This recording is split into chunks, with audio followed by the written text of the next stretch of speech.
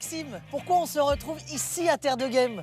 Bah écoute Loïc, ici on vient découvrir Frédéric, un de nos tout premiers producteurs. Comment vous vous êtes dit il faut trouver une solution pour valoriser les produits qui passent en agriculture biologique? Passer en bio pour un agriculteur c'est complexe. Pendant 3 ans, le produit sera considéré comme en conversion. Il n'aura pas le droit au label bio et donc le produit n'est pas vendu au prix bio. Combien de producteurs vous ont suivi dans cette histoire-là? Donc nous, depuis le début de l'aventure, on a accompagné plus d'une trentaine de producteurs, Ouais. notamment en 2020 qui était notre première vraie année. Et là, cette année, on va accompagner plus d'une centaine de producteurs vers Ah oui, l'agriculture. passer de 30 à 100.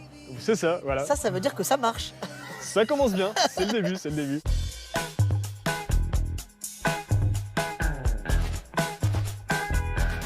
Pourquoi en fait l'agriculture biologique c'est plus cher que l'agriculture conventionnelle en fait? Enfin, pour le consommateur. Alors il y a plusieurs raisons. Déjà, cultiver en bio, ça veut dire avoir plus de travail manuel pour désherber par C'est exemple. le cas ici avec Frédéric par exemple. Voilà. C'est-à-dire que c'est plus simple de mettre des pesticides, mais c'est pas forcément meilleur pour nous en fait. Voilà, il y a un ensemble de choses qui font que le produit est de meilleure qualité, on prend plus de temps pour lui et donc à la fin il ressort plus cher.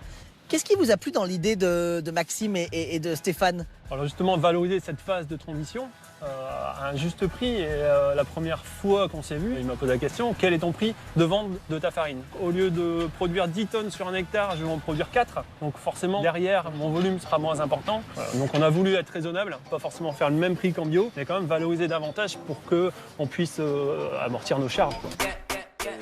Bon, on a les légumes, direction à présent une auberge incontournable ici, celle d'Antonin. On va réanimer la cuisine fermée depuis 6 mois et surtout, on va la ranger. Ah bah oui, indispensable.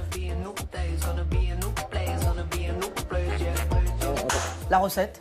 Salade tiède de radis noirs, pommes bio et herbes fraîches. On a taillé une grosse julienne, un gros mikado de radis noir et une belle brunoise de pommes.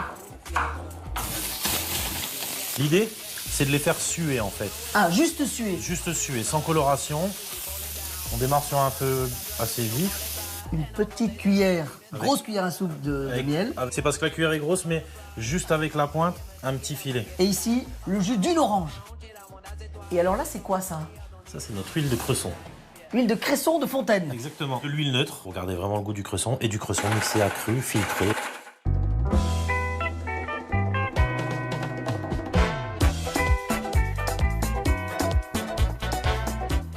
Et là, c'est pas mal. Bon, la même avec le resto ouvert, ça va arriver, c'est sûr. Très bientôt.